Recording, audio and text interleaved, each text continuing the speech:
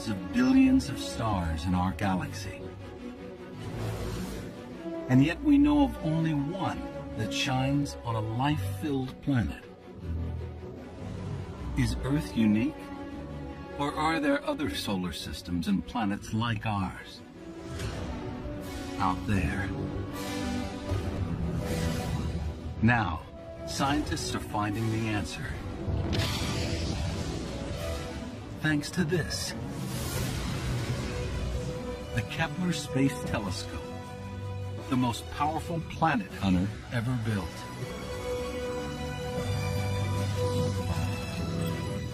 It's making astonishing discoveries. The sheer numbers of planets out there is really quite stupendous. From enormous gas giants to a land where the sun never sets, to worlds that may be entirely covered in water. Kepler is even finding planets like our own. This might be the first Earth analog around a sun-like star that's ever been found. Scientists are beginning to wonder if those planets could be inhabited. And if so, by what? It's fun to speculate about life. But any life is going to be subject to the laws of chemistry and physics. Even on another planet, we can work out how biology is likely to adapt. This is the story of how one spectacular spacecraft has brought us closer than ever to answering mankind's ultimate question. Are we alone? Alien planets revealed. Right now on Nova.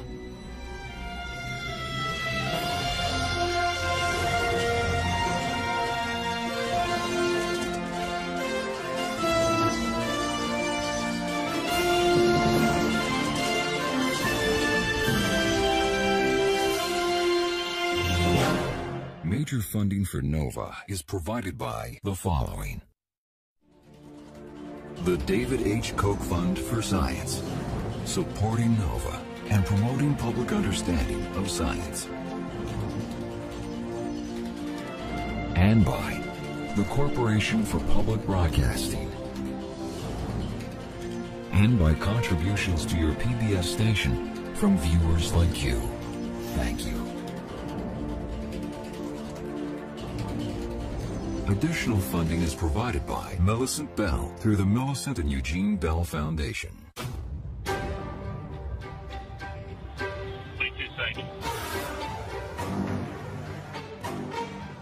The most ambitious planet hunter ever built sits on a launch pad at Cape Canaveral, Florida. T-minus 5, 4, 3, 2, engine start, 1, 0.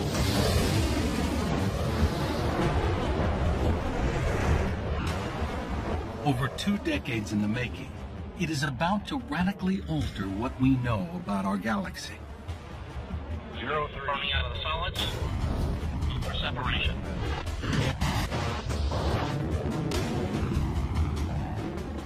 Meet the Kepler Space Telescope. Its mission, to detect alien worlds orbiting distant stars, and to discover if any of them could be a suitable home for life as we know it.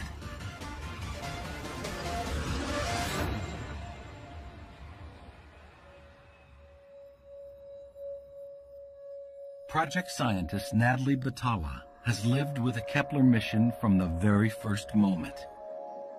To watch it launch was really quite something. This feeling that after decades of planning, it was finally happening. It was going up there. That was a tremendous moment. Launched in 2009, this incredible optical telescope has revealed that planets are far more common than we ever imagined. What's amazing is not just the number of planets that Kepler has found, but the types of planets. Of the 3,500 potential planets that Kepler has spotted, some seem familiar. Huge gas giants, similar to Jupiter or Saturn. Or smaller rocky worlds that could be like Earth, Venus, Mars, or Mercury.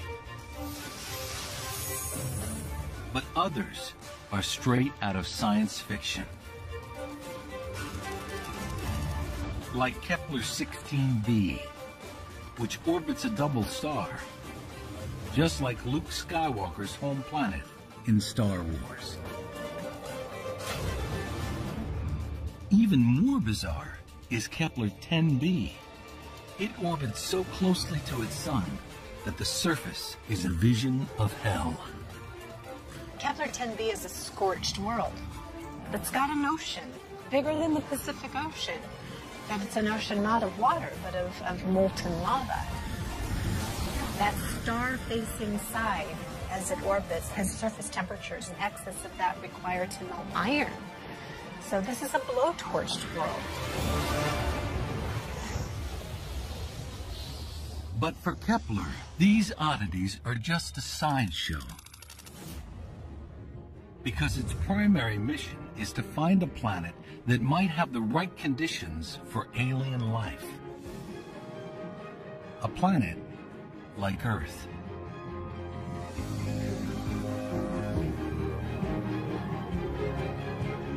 Now, Kepler might be closing in on just such a world. The Kepler data suggests that potentially habitable planets are out there. And applying the principles of biology and evolution, scientists are even beginning to guess how ETs could have adapted to their environments. The best speculation recognizes that there are rules to the game. Any life that we can contemplate is going to be subject to the laws of chemistry and physics. Kepler is finding worlds that, as far as we can tell, have the right environment, the correct temperatures suitable for life as we know it. Kepler is unique among space telescopes. Unlike the Hubble, which turned its gaze far and wide and sent back stunning images of the cosmos, Kepler is designed to stare fixedly at one small patch of sky, taking the same snapshot day in and day out for years on end.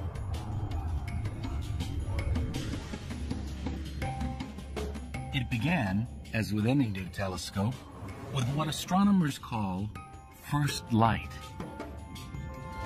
Kepler's first light image came down to us at NASA Ames about 24 hours after we ejected the disk cover.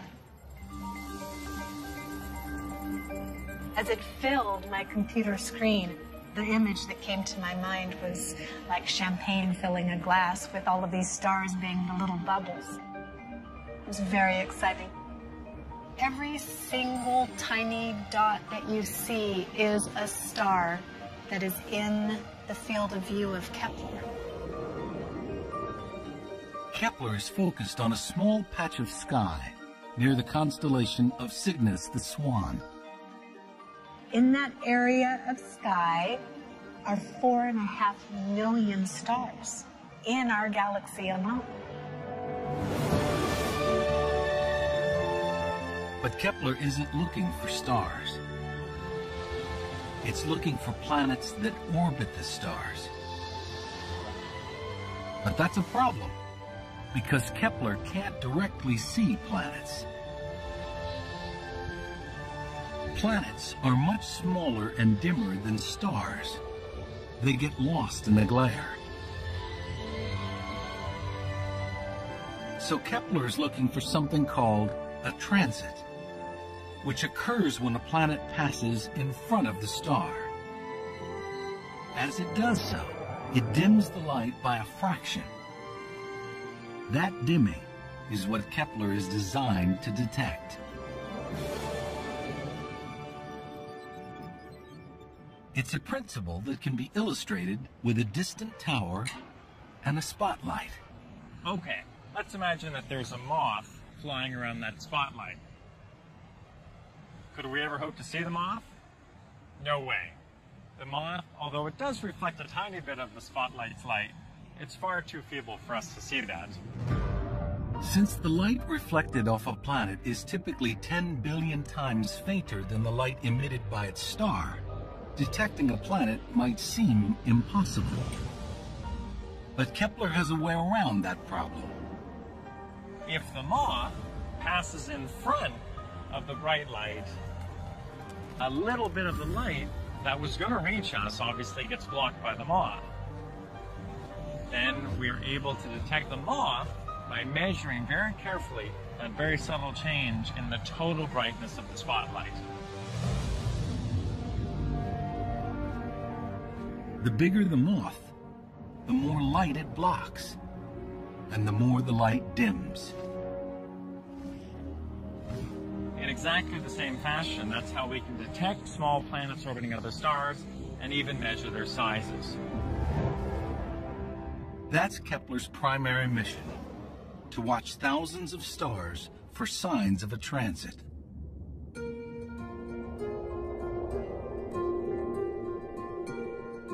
Scientists plot the brightness of each star in Kepler's view on a graph to see how it changes over time.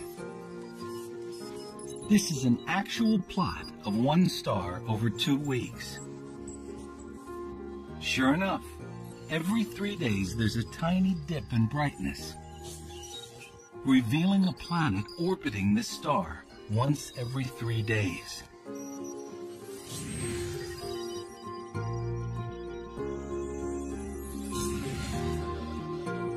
Just like the moth, the bigger the planet, the more light it blocks. In this plot, a huge planet transits in front of its star, causing a much larger dip.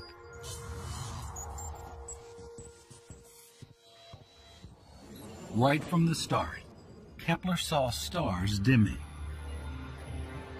By June 2010, 15 months after launch, Kepler had found over 700 potential planets. The sheer numbers of planets out there is really quite stupendous. Here you see just a small sample of them. And the planets range in size from, a half the radius of the Earth up to things that are several times larger than Jupiter. Already, Kepler's discoveries are changing what we know about alien planets.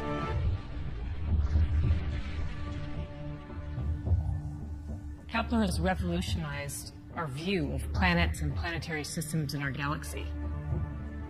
It turns out that any kind of planet is possible within the laws of physics and chemistry. Any planet you can conceive of can exist in any location in a planetary system. Extrapolating from the Kepler data, some estimates put the number of planets in the universe in the trillions. But what everyone really wants to know is, do any of these planets have life? To answer that, we have to go back to the basics and ask, is the universe full of the same stuff everywhere? Are the elements needed for life as we know it commonplace?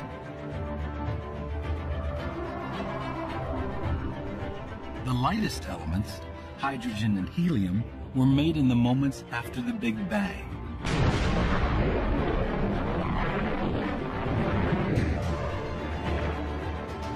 Other elements are made in stars, a product of nuclear fusion during the star's normal life cycle, or produced when some stars explode as supernovas, scattering these essential building blocks into space.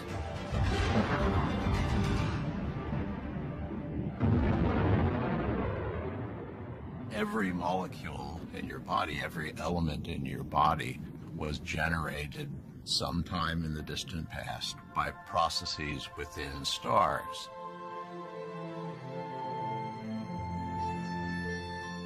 Among the most common are the elements that are essential to all living things on Earth: hydrogen, oxygen, carbon, and nitrogen. Life could be anywhere or everywhere in our galaxy. But where should we look? Since planets are proving to be so abundant, Chris McKay thinks we might as well search for life that follows rules we already understand. I know how to search for organic material. I know what the signatures that would be important are. So the search for life starts off following water, following carbon. Not because we can prove that that's the only way to do it, but because that's the only way we know how to do it. Sifting through the Kepler data, scientists have made a deliberate decision to look for planets that resemble the one place they know can sustain life: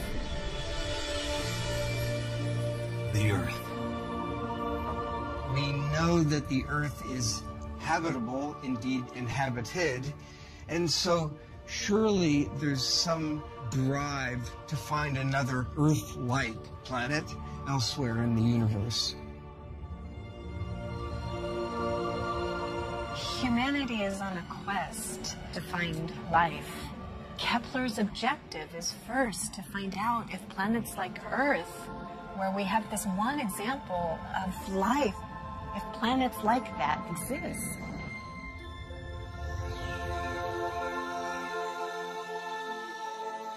Earth, as we know, is teeming with life.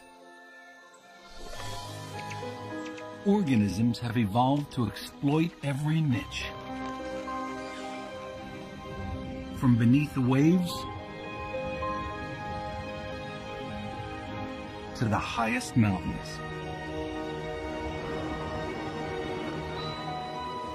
So what's so special about our pale blue world?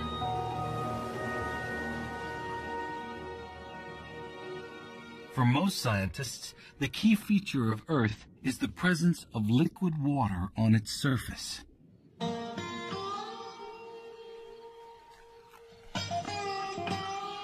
Chris McKay has spent years studying the relationship between life and water. The question is, can life survive without water? Well, this is the place to find the answer to that question. It's a desert. In this baked dry sand near the Mojave Desert in California, Chris is looking for critters that can live without water. One possible candidate are these small black patches, which are in fact alive. It looks like a black flat rock, but in fact, it's a layer of photosynthetic microorganisms.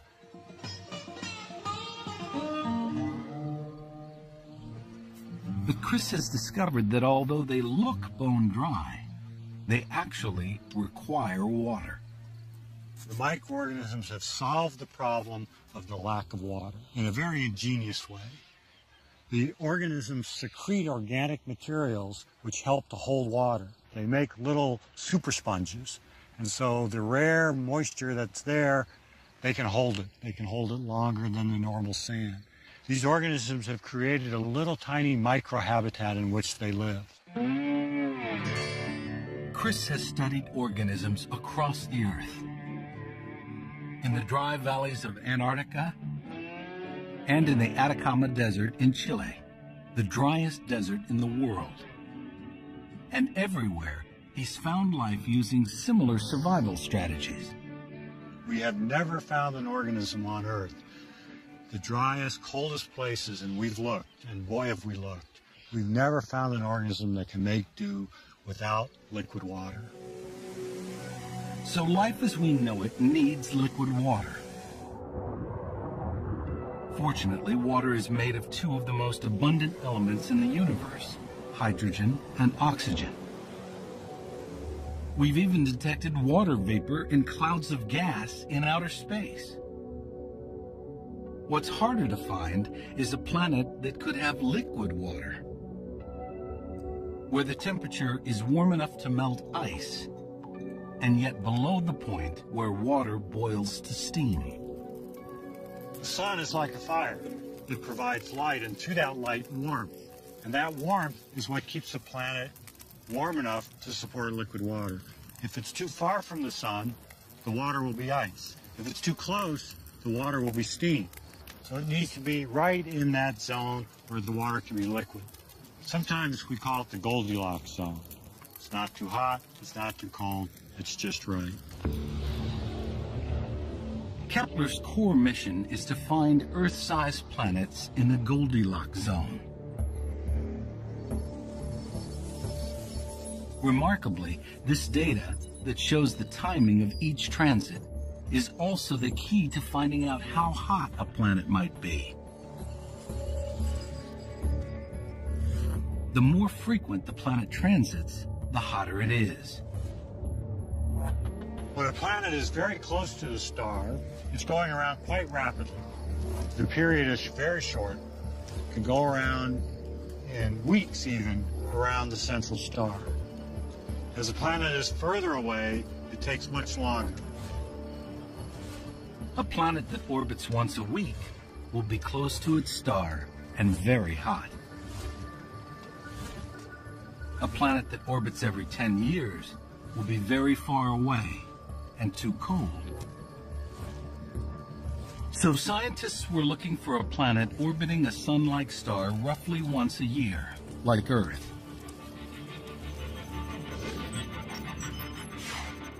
On May 12, 2009, just 3 days after the spacecraft started collecting data, it saw the light from the star Kepler 22 dim ever so slightly.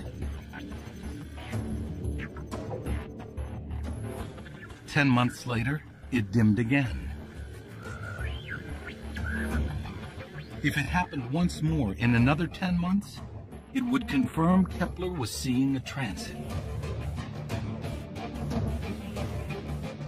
Sure enough, on December 15, 2010, the star dimmed once more.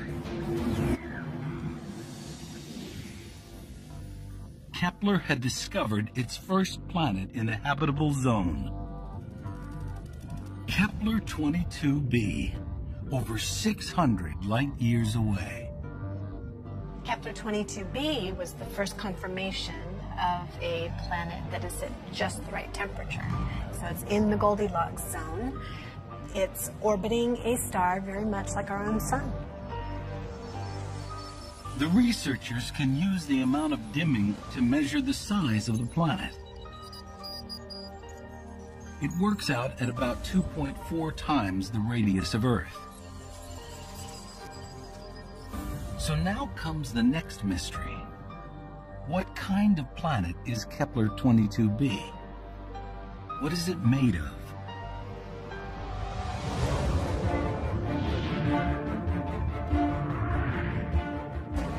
The key to a planet's composition is its size.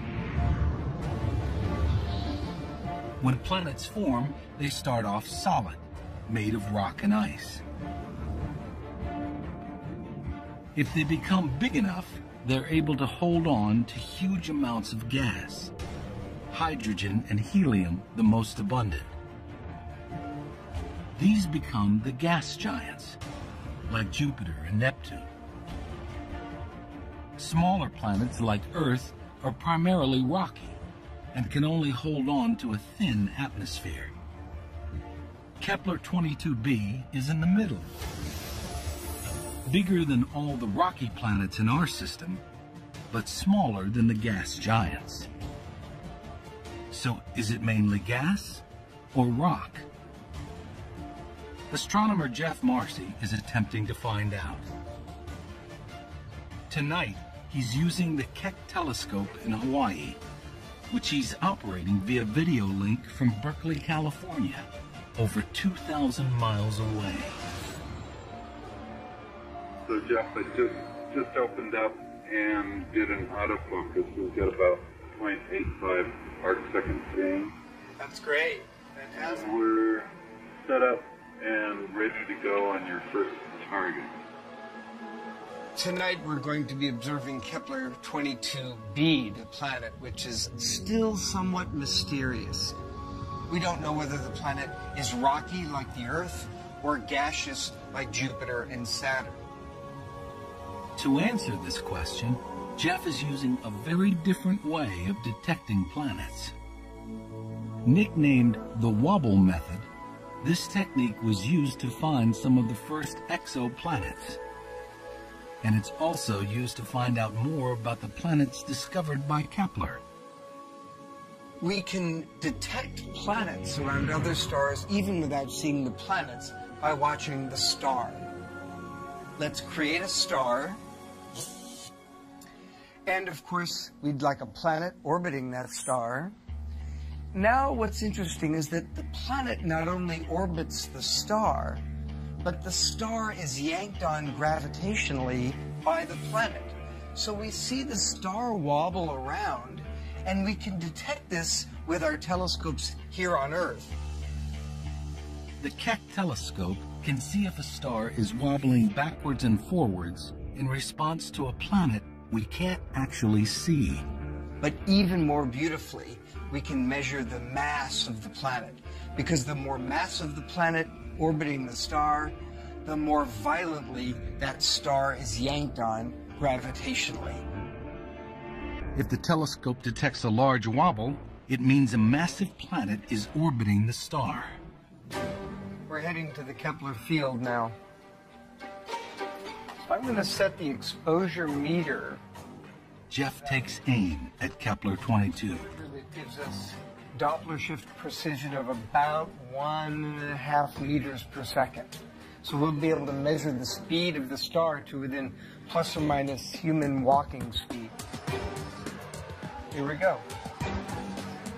And there it is, Kepler 22. Looks beautiful. Even with this high level of precision, Jeff fails to find a measurable wobble, which means that the planet is not extremely massive. So far, what we can tell is that the planet is probably not purely solid. It's not a big ball of rock. Kepler 22b could still be a gas world, a kind of mini Neptune. But there's another possibility that's even more intriguing. This planet might be unlike anything in our solar system. A water world. We do know that as long as the planet is over 7 times the Earth's mass, it could possibly have liquid water at its surface. So Kepler 22b, despite being a relatively big planet, is still in the potentially habitable category.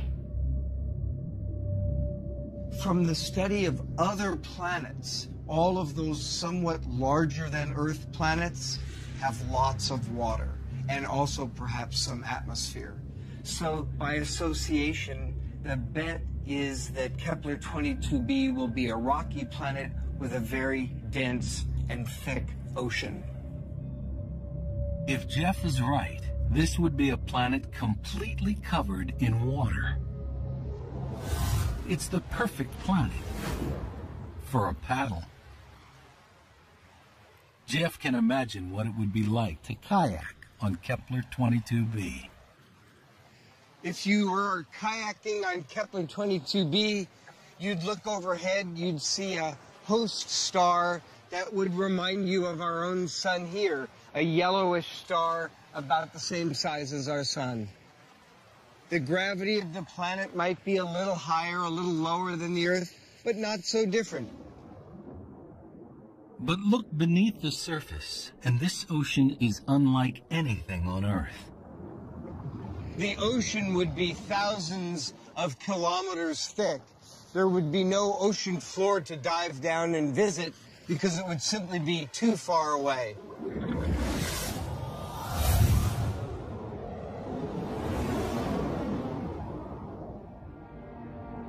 Kepler 22b could have all the ingredients for Earth-like life. Energy is plentiful in sunlight from the nearby star. The necessary elements, like hydrogen, oxygen, carbon, and nitrogen, are commonplace throughout the galaxy. But for life to occur, these elements would have to form into a molecule with a very special property. A molecule that can self-replicate like DNA. Life is a chemical system capable of Darwinian evolution. We need molecules for life that contain information. We need molecules that can mutate so that that information changes and that can be inherited. I suspect that carbon is going to be the stuff of life, and there will be information-containing molecules such as DNA. Even here on Earth, we don't know how DNA first came to exist. But even if the creation of a molecule that works like DNA is unlikely, life may have sheer numbers on its side. It may be that only one planet in a million will give rise to life. But on the basis of Kepler, some people have suggested that there might be 10 to the 19th planets in our galaxy or in nearby galaxies. That's a very big number. And so the probability that life exists elsewhere is pretty high.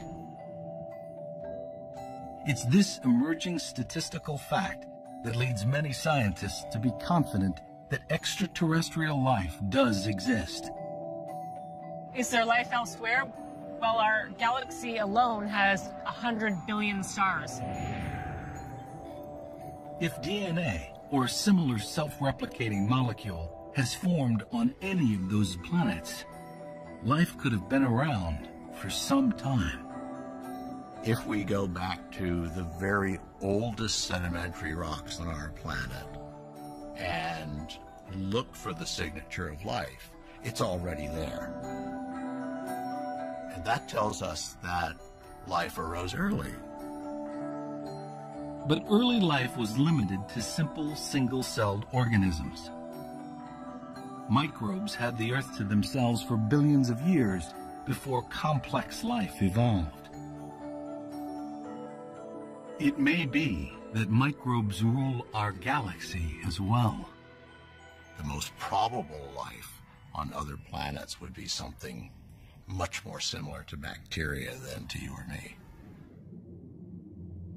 Of course, we don't know how likely it is that complex life would evolve on an alien world. It's still very much an open question as to whether life could get started in such a water world. But over billions of years, if the climate was stable enough, evolution will have had the chance to get beyond microbial life to forests of complex, advanced trees. Could plants adapt to life in an endless ocean? On a water world, the main challenge that these plants are going to face is remaining buoyant. You can't start sinking down if you want to float. Perhaps by having bladders filled with gas that help you to buoy up in the water.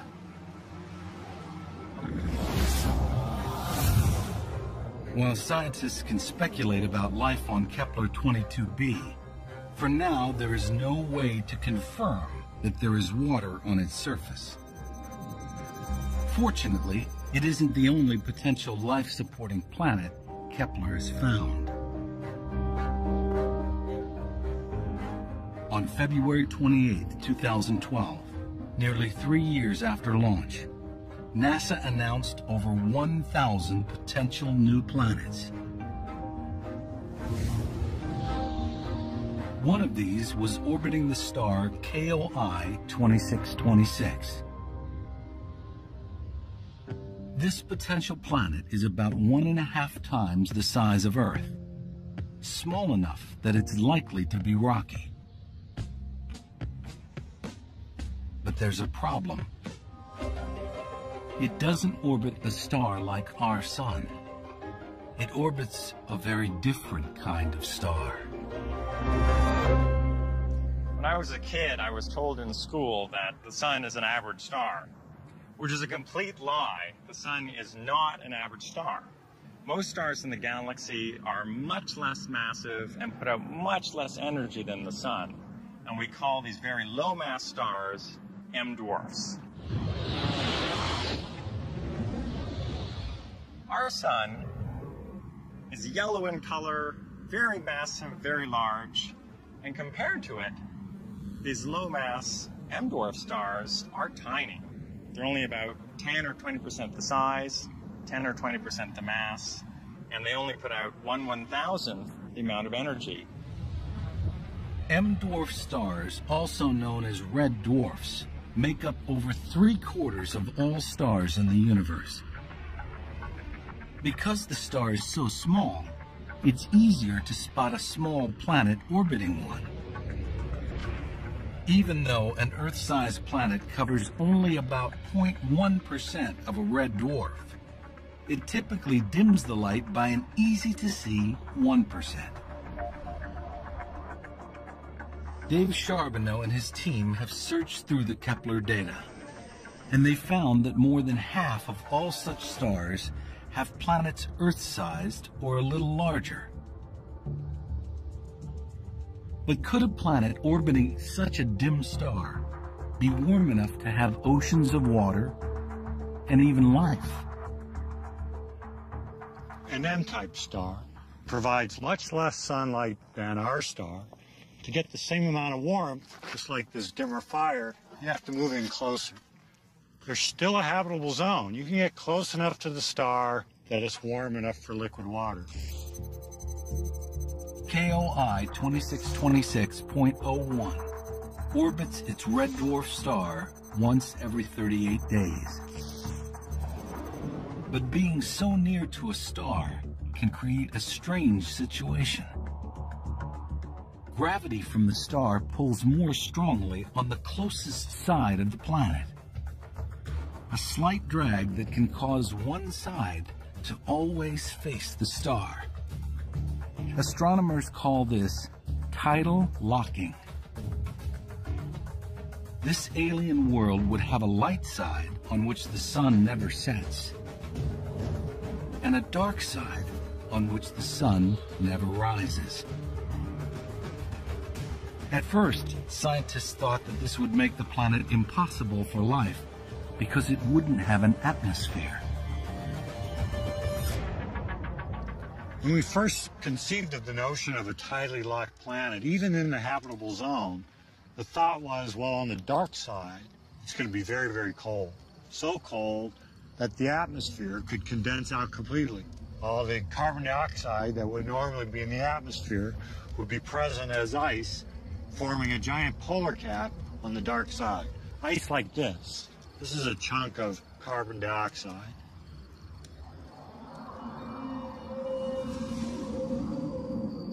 But atmosphere expert Kevin Hang wasn't so sure. He builds computer simulations of alien atmospheres. He's a kind of interplanetary weather forecaster. Hang used what we know about the red dwarf planet to simulate the atmosphere.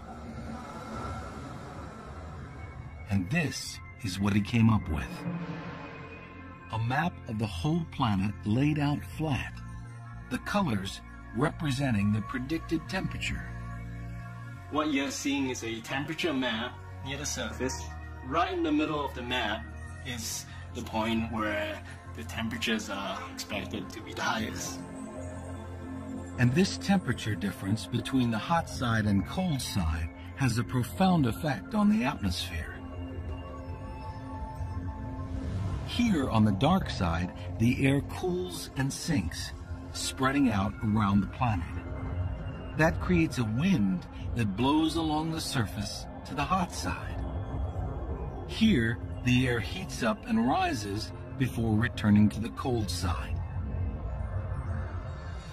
So if this planet has an atmosphere, it would have a permanent planet-wide wind system. This reduces the temperature difference and keeps the atmosphere from freezing, which means that the planet might be habitable after all, with a stable atmosphere and in some places, a pleasant climate. You probably want to live close to where the day side transitions to the night side, the so-called day-night terminator, where temperatures are between 10 and 20 degrees Celsius. So a good spot for real estate.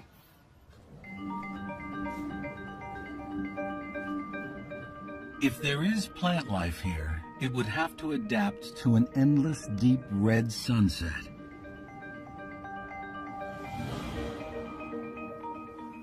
Here on Earth, most plants capture energy with chlorophyll, a green pigment adapted to harness the yellow light from our sun. But on a red dwarf planet, with its red light, an alien plant-like species might adapt to produce different pigments.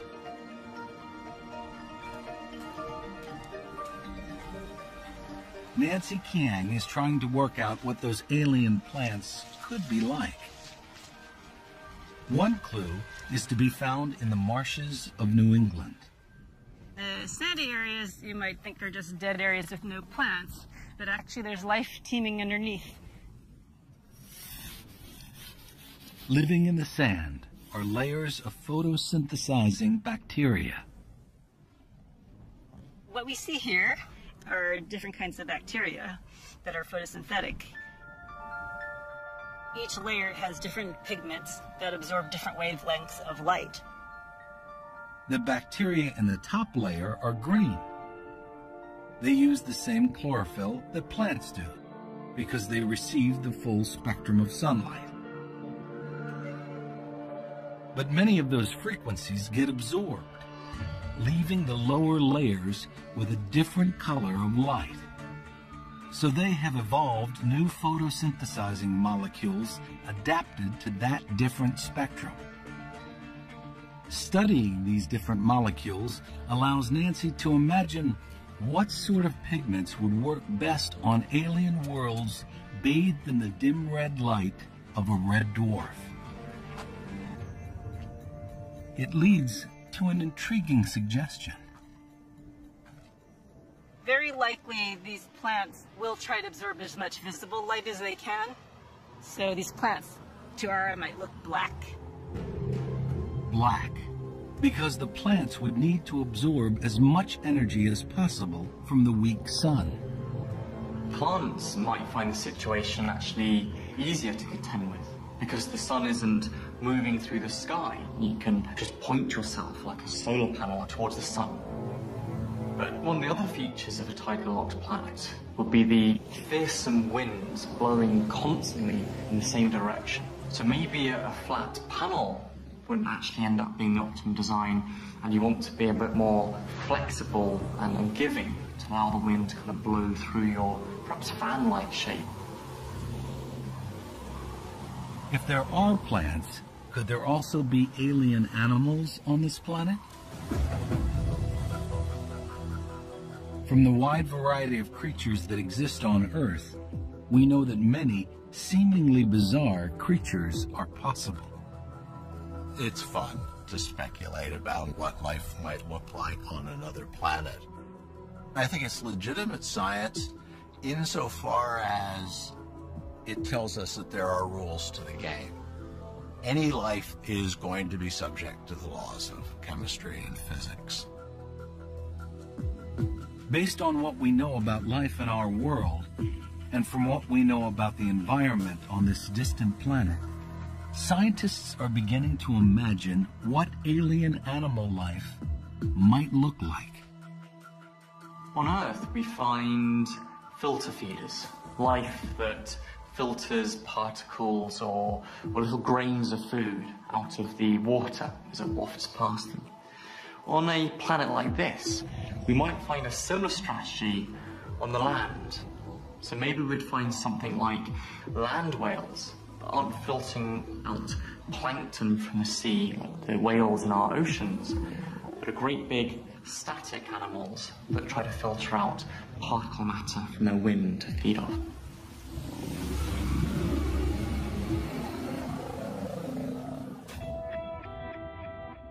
Even though scientists speculate about how life might survive on truly alien worlds like this, most still believe that our best hope of finding life that we might recognize lies in finding a rocky planet, a similar size to Earth, that orbits a sun more like our own.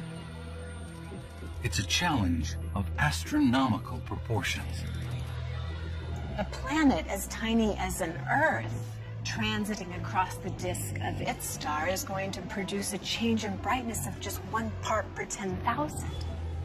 Imagine the tallest hotel in New York City, and everybody has their light on, and one person in this hotel lowers the blinds by about 2 centimeters. That's the change in brightness that we're trying to detect from the transit of a planet as small as an Earth passing in front of a star the size of our sun. So Kepler scientists scoured the data for signs of a truly tiny dip, evidence of an Earth-like planet. And they find something promising around star KOI 701, 1,200 light years away. The Keck telescope confirms that there are at least 3 planets orbiting the star. The third planet out, that planet is in the habitable zone. But it's also large, like 22b. It's like Kepler 22b. It's, probably a water world. The team was about to go public when something extraordinary happened. So 701.03 was done.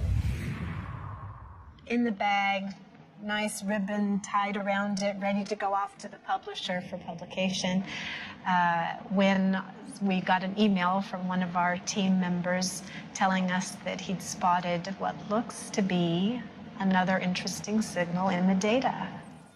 What Natalie's team member had spotted at the last moment could turn out to be one of Kepler's most exciting discoveries. It looked like KOI 701 didn't just have 3 planets orbiting it. There were 4. And this new potential planet was in the right place and the right size. We examined the data more carefully, and there is another planet that is smack in the habitable zone, and it's only a little bigger than the Earth. It was exactly what Kepler had been searching for. A planet in the habitable zone, small enough that it could be made of water and rock, like the Earth. And so this is something you could stand on, something that's rocky. This might be the first truly Earth analog around a sun-like star that's ever been found. The planet, today confirmed as Kepler 62F, is over 1,200 light years away. Even our fastest spacecraft would take many millions of years to reach it. But this could be the most Earth-like world Kepler has found. And that's the amazing planet that has the hairs standing up on the back of my neck. If this planet has oceans of water and rocky land masses, then the possibilities for life here could be as numerous as they are on our own planet.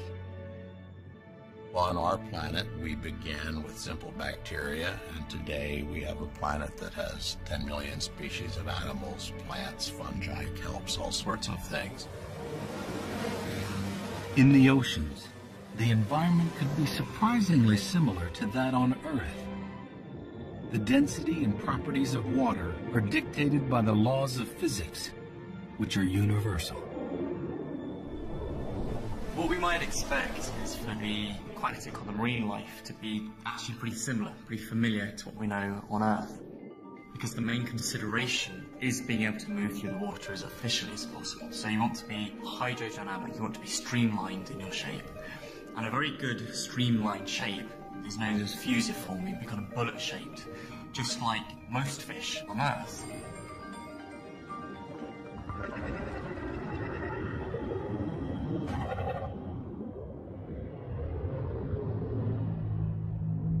This ocean could be home to a complex ecosystem, with different sizes of organism filling different ecological niches.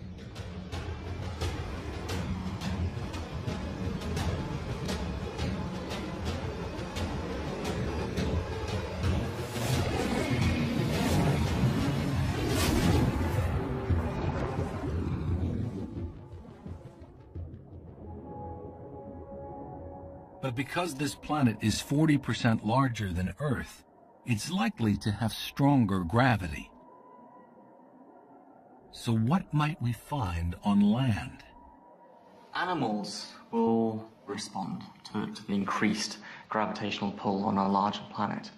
And so they would want to have body plans which are also very strong, so with column-like legs to support their increased weight. On Earth, all vertebrates have a maximum of 4 legs, because all animals with a backbone evolved from a fish that had 4 fleshy lobed fins. But could aliens have more legs?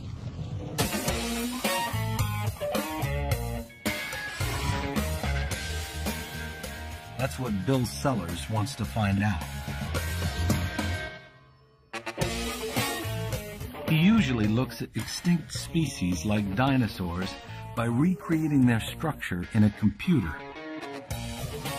The same technique can be applied to an alien body plan. When we have an alien life form, we treat the shape of the animal as the framework of the robot. We add motors to actually drive the creature. And then the trick is that we get the computer to learn how to be the most effective driver for this particular shaped animal. Bill is investigating how life might move in a high-gravity environment. The computer model he's using is called a genetic algorithm. First, he creates an 8-legged alien. Then, the computer generates hundreds of random movement patterns and tests them out. This is a moving forward start. But as you can see, what happens if it gets the pattern wrong, then although it's still moving its legs, it's lost all forward velocity and actually it is starting to go backwards in a very unstable way. Other examples of failures, for example this one, what happens is the front pair of legs trip over and then the whole thing nosedives, and because of where the weight is, the back legs are up in the air and spinning round. So again, this is a complete failure and we wouldn't work from those. But the computer can take the best of those random patterns and combine them to produce new variations. It echoes the process of natural selection that drives evolution. After the evolutionary process is finished, we end up with these very stable, very efficient gaits. What the work has shown is that this 8-legged creature mechanically could cope with higher gravity. Bill's work shows that it is mechanically plausible that this new Earth-like planet could have animals with 8 legs walking across its surface.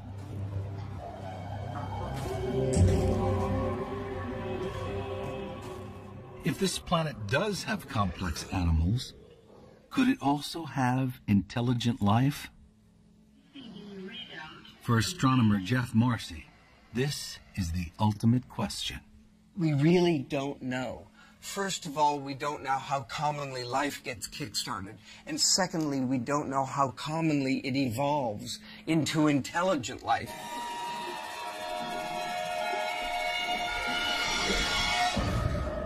The probability of intelligent life evolving on another planet is perhaps the greatest unanswered question.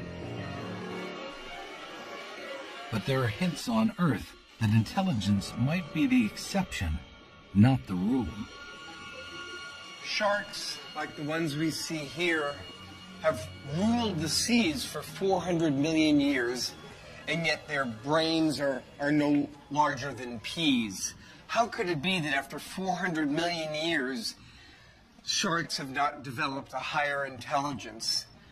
And of course, the answer must be that high IQ sharks compete no more successfully than the less intelligent sharks among us. And that tells us something frightening about life elsewhere in the universe. Perhaps the intelligence of which we humans are so proud is not an attribute that is strongly favored in Darwinian evolution. If Jeff is right, human intelligence may be the result of a very unusual set of circumstances that just happened to make our ancestors develop bigger brains.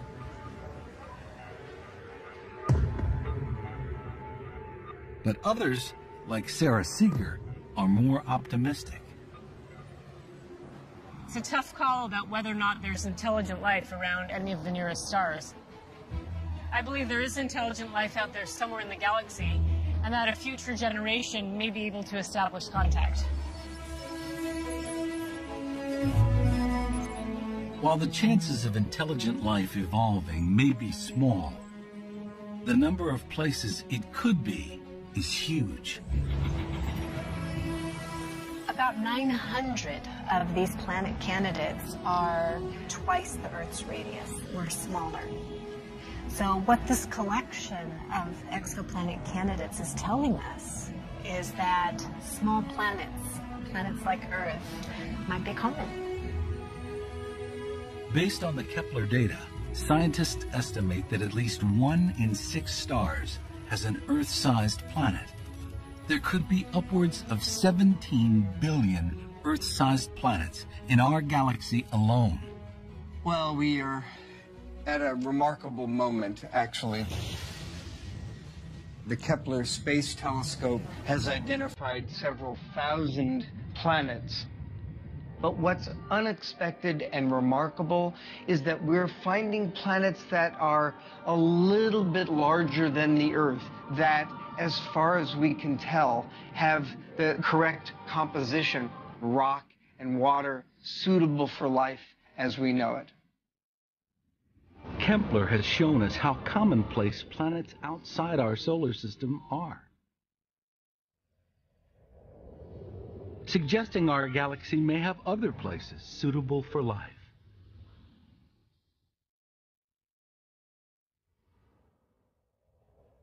Kepler continued to collect data until May 2013, when the guidance system failed, and it lost its steady lock on the stars it had watched so keenly.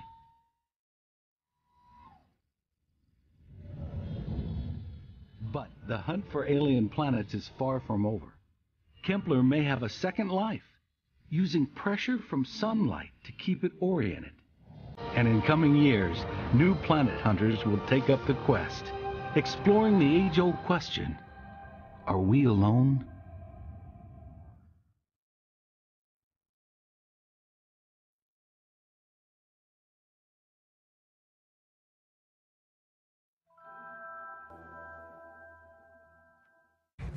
The exploration continues on NOVA's website.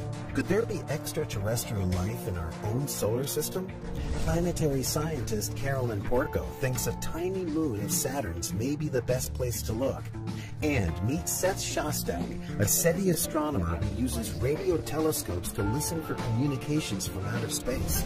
Watch original video shorts, explore in-depth reporting, and dive into interactives. Find us at pbs.org/Nova. Follow us on Facebook and Twitter.